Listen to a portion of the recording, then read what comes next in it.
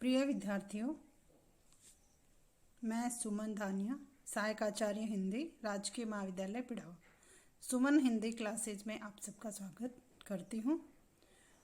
पत्रकारिता की अवधारणा जो हमारा टॉपिक चल रहा है, उसी का एक ये हिस्सा है पत्रकारिता का महत्व। आज हम इस पर चर्चा करेंगे कि किस तरह से पत्रकारिता का हमारे आज के समय में हमारे जीवन में पत्रकारिता का क्या महत्व है। कि जिस तरह से पौराणिक युग में जो स्थान या महत्व नारद का था, नारद मुनि का देवताओं के बीच जो स्थान था, यानी जिस तरह से नारद मुनि सूचनाएं पहुंचाते थे देवताओं में एक दूसरे को, तो उसी तरह से आज पत्रकारिता का महत्व या स्थान है। और महाभारत में जो महत्व और भूमिका संजय की रही, आज वही इलेक्ट्रॉनिक पत्रकारिता की है। कि किस तरह से महाराज धृतराष्ट्र को संजय पूरे युद्ध का वर्णन सुनाते थे, उसी तरह से आज का इलेक्ट्रॉनिक मीडिया पूरी दुनिया की खबरें हमारे सामने पहुंचाता है। गुटनबर्ग के मुद्रण यंत्र से, यानी गुटनबर्ग ने जो मुद्रण यंत्र का आविष्कार किया, आज पत्रकारिता का जो महत्व है वो बढ़ गया है। जो छपाई का जो यंत्र आया, उससे पत्रकारिता का महत्व आज के युग में बढ़ गया है। जैसे भारत जैसा जो लोकतांत्रिक देश है, उसमें विचारों की अभिव्यक्ति की स्वतंत्रता संविधान के द्वारा जो दी गई है, वो पत्रकारिता ही उसका सही ढंग से पेश करती है। वैसी स्वतंत्रता दूसरे देशों में या दूसरे तंत्रों में नहीं। हमें जो विचारों की स्वतंत्रता दी गई है और उस स्वतंत्रता का प्रयोग संवैधानिक अधिकार के रूप में जिस तरह से हम आज की जो पत्रकारिता है वो करती है, वैसा अन्य देशों में नहीं होता है।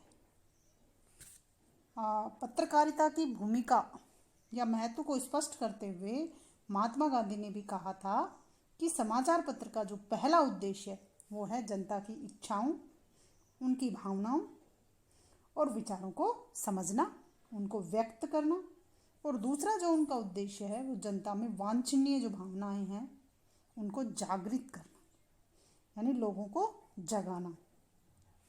तीसरा जो उनका उद्देश्य वो है सार्वजनिक जो दोष हों तो उनको निर्भयता पूर्वक पूर्ण करना। आज भी ये कहा जा सकता है कि भारत में पत्रकारिता ने अधिकांश क्षेत्रों में सभ्यता, संस्कृति और शक्ति के प्रतीक के साथ साथ जन आकांक्षाओं का प्रतिनिधित्व भी किया है। इसीलिए आज के समय में पत्रकारिता अपना महत्व या महत्व का जो दायित्व है उनका, वो सही ढंग से वहन कर रही। इसीलिए जब से ये जो मुद्रण यंत्र है उसका आविष्कार हुआ, तब से पत्रकारिता का महत्व और बढ़ गया है। और व्यवहारिक रूप से तो जो पत्रकारिता ने जो व्यक्त उनके विचार हैं उनको तोलने की जो सामर्थ्य किसी भी प्रतिभा संपन्न पत्रकार में की हो सकती है, या इस तरह से समझ सकते हो कि व्यवहारिक रूप से तो जो पत्रकारिता जो विचार व्यक्त करती है और श्रेष्ठ विचार व्यक्त करने की जो सामर्थ्य है वो एक प्रतिभा संपन्न पत्रकार में ही हो सकती है, और वही उसके महत्व को समझ सकता है। जैसे प्राचीन काल में जनसभाओं और जन घोषणाओं का प्रभाव जनता पर देखा जा सकता था, लेकिन अब लिखित शब्द का महत्व वाचिक शब्द से कहीं अधिक बढ़ गया। यानी पुराने समय में तो कोई जब सूचना दी जाती थी तो ढोल नगाड़े बजाकर और जनसभाओं के माध्यम से लोगों को सूचित किया जाता था, उन तक कोई सूचना पहुंचाई जाती थी। लेकिन आज लिखित माध्यम से लोगों तक सूचनाएं पहुंचती हैं। ये सब मुद्रण के द्वारा ही, या जो मुद्रण का आविष्कार हुआ उसी के द्वारा ही सब संभव हुआ। और अब लिखित जो शब्द हैं उनका महत्व वाचिक शब्दों से अधिक बढ़ गया है। मुद्रण कला के विकास ने आज जन साधारण को राजनेताओं की सभा में जाकर सुनने की अपेक्षा दूसरे दिन प्रातःकाल समाचार पत्रों में मुद्रित शब्द पढ़ने की सुविधा अधिक रुचिकर हो गई। यानी पहले ये सुविधाएं नहीं थी। अगर हमें राजा की बात सुननी है तो हमें उनकी जो जनसभा हो रही थी उसी में जाना होगा। लेकिन आज क्या सुविधाएं हो गई हैं कि किसी नेता की अगर सभा में कोई नहीं पहुंच पाता है, या बहुत सारे लोगों की रुचि ये हो गई है कि सभा में न पहुंचकर अगले दिन अखबार में उसके भाषण को पढ़ सकते हैं। यह निश्चित ही पत्रकारिता का महत्व प्रतिपादित करता है। ऑस्कर वाइल्ड ने समाचार पत्र को राज्य का चौथा स्तंभ कहा था। राज्य का चौथा अंग कहा था ऑस्कर वाइल्ड ने। अमेरिकी राष्ट्रपति जो टी जेफरसन ने पत्रकारिता का महत्व स्थापित करते हुए यही कहा था कि यदि उनको एक समाचारहीन शासन व्यवस्था और शासनहीन समाचार पत्र वाले समाज में से किसी एक को चुनने के लिए कहा जाए तो वो निसंदेह समाचार पत्र वाली व्यवस्था को अंगीकार। किस तरह से समझाया उन्होंने कि जो अमेरिकी राष्ट्रपति थे टी जेफरसन, तो उसने कहा था कि अगर दो चीज़ें मुझे चुनने को दी जाए, एक तो समाचारहीन शासन व्यवस्था कि वहाँ समाचारों की व्यवस्था ही नहीं हो, ऐसी शासन व्यवस्था हो, और दूसरी शासक विहीन, वहाँ शासक नहीं होगी लेकिन समाचार पत्रों की व्यवस्था ही होगी। तो राष्ट्रपति महोदय ने कहा था कि मैं दूसरी वाली व्यवस्था को चुनूंगा। यानी समाचारों का समाज के लिए कितना महत्व है ये उनकी इस बात से स्पष्ट होता है। इसका अर्थ स्पष्ट यही है कि पत्रकारिता का जो महत्व है वो शासन व्यवस्था से कहीं अधिक है। इसी कड़ी में आगे इंद्र विद्यावाचस्पति ने पत्रकारिता को वर्तमान युग का सबसे प्रभावशाली आविष्कार कहा है कि वर्तमान समय में जितने भी आविष्कार हुए उनमें सबसे प्रभावशाली जो आविष्कार है वो किसका है? पत्रकारिता का है। इसको लोकतंत्र का चौथा स्तंभ कहा गया है।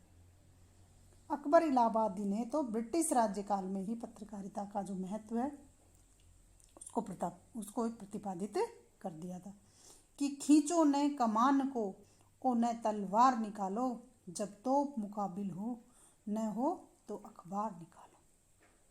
कि खींचो न कमान को, कि जब दूसरी जगह कहा भी गया है कि जहाँ न पहुँचे रवि वहाँ पहुँचे कवि, कि जहाँ तक सूर्य की किरणें भी नहीं पहुँच सकती है वहाँ तक कवि या लेखक पहुँच सकता है।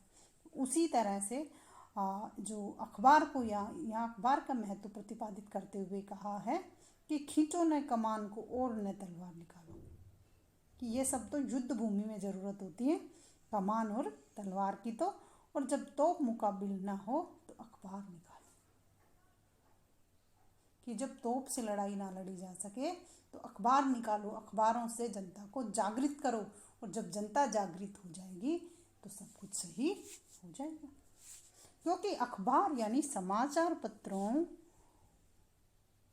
पत्र से लोगों में चेतना जगाने का जो सर्वश्रेष्ठ माध्यम है, तभी तो लोक शिक्षक जो एक मासिक जो पत्रिका थी के मुख्य पृष्ठ पर जुगल किशोर चतुर्वेदी जी जो जयपुर से प्रकाशित करते थे लोक शिक्षक को, वो उसके मुख्य पृष्ठ पर लिखते थे कि तिमिर आवृत लोक में नव ज्ञान की नव ज्योति भरने, लोक शिक्षक आ गया है लोक में आलोक करने। तिमिर का अर्थ होता है अंधेरा, अंधकार, आवृत ढका हुआ, लोक संसार में नव ज्ञान यानी नए ज्ञान की, नव ज्योति नया प्रकाश करने कि हमारा लोक शिक्षक, ये अखबार का नाम है कि लोक शिक्षक जो अखबार है वो आ गया है, जो अंधकार में जो हमारा जो समाज है वो डूबा हुआ है उसको नए ढंग से प्रकाशित करने, लोगों को जगाने के लिए लोक शिक्षक जो अखबार है वो आ गया है लोक में आलोक करने। आलोक का अर्थ होता है उजाला, कि लोक शिक्षक जो अखबार है वो संसार में उजाला करने के लिए आ गया है, लोगों को जागृत करने के लिए आ गया।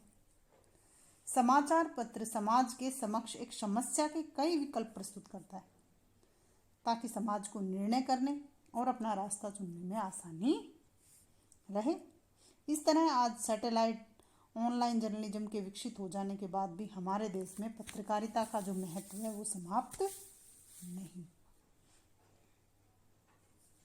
पत्रकारिता आज समाज का एक अविभाज्य अंग है। यानी पत्रकारिता समाज का अविभाज्य, जिसको अलग नहीं किया जा सके। उसके द्वारा ही आधुनिक समाज अपने अंदर सामूहिक जानकारी और दृष्टिकोण का निर्माण करता है और भविष्य का मार्ग निश्चित करता है।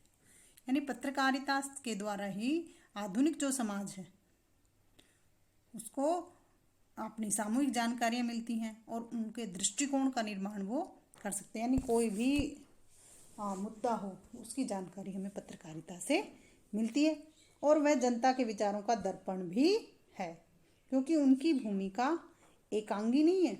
वे समाज के विभिन्न विचारों को प्रतिबिंबित करने वाले समाचार प्रकाशित करके जनता के विचारों को सत्ता तक को भी परिचित कराते हैं और सामाजिक क्रांति से पूर्व ही सत्ता को चेता देते हैं।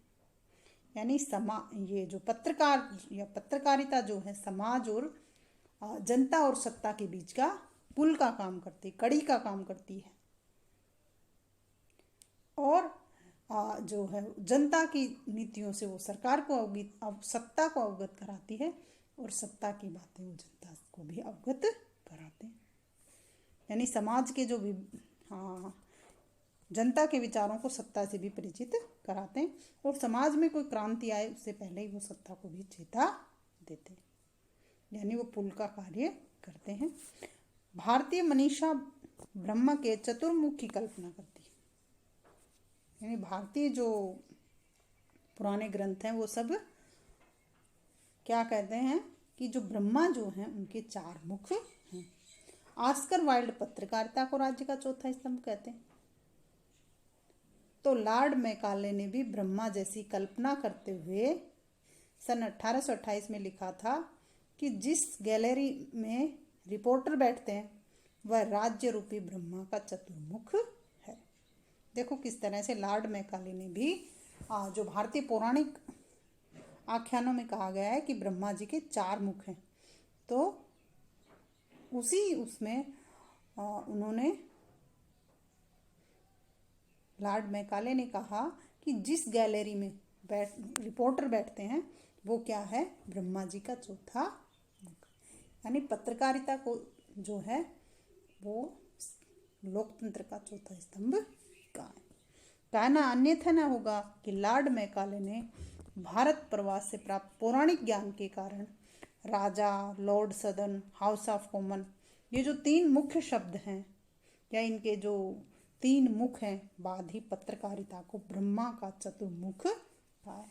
क्योंकि उस समय जब अंग्रेजों के समय में राजा, लॉर्ड सदन और हाउस ऑफ कॉमन्स ये सरकार के 3 अंग थे, तो उसी में चौथा जो ब्रह्मा जी के चतुर्मुख की तरह ही पत्रकारिता को उसमें चुना। इस तरह से हम कह सकते हैं कि आज के इस समय में पत्रकारिता हमारे जीवन का एक अभिन्न अंग बन गई है और पत्रकारिता का हम सब के लिए बहुत ही महत्व है। या लोकतांत्रिक देश में आज पत्रकारिता का महत्व बहुत अधिक है। धन्यवाद। आज के इस वीडियो में इतना ही। कल हम पत्रकार की विशेषताएं पर चर्चा करेंगे। तब तक के लिए धन्यवाद।